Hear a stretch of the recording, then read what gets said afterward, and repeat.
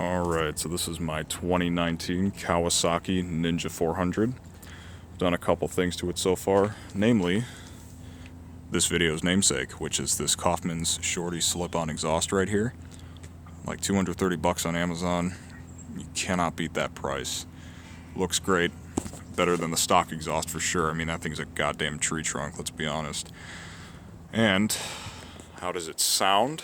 Well, I think I'll just let her speak for herself, shall we? Behold.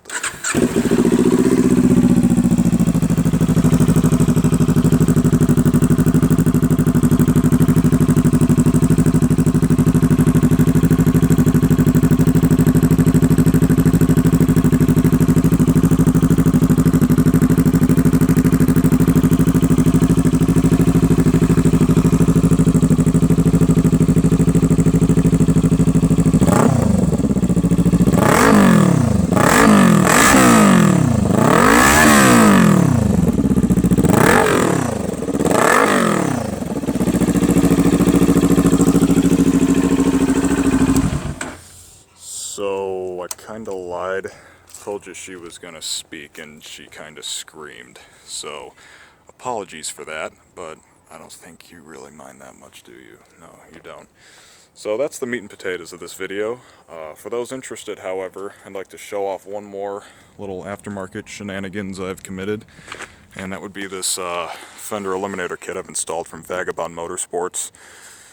So let's talk about Kawasaki's terrible, horrible, no good, very bad stock fender for a second. That motherfucker comes all the way out here. These two turn signals, which are already ugly as it is, stick so far out. I mean, there's like a time zone between them. Why? Just tuck it nicely under here like this, just from the factory. I don't get it. Maybe there's a reason I'm being ignorant to, but nonetheless, if you care at all about aesthetics, this is something you're going to want to look into.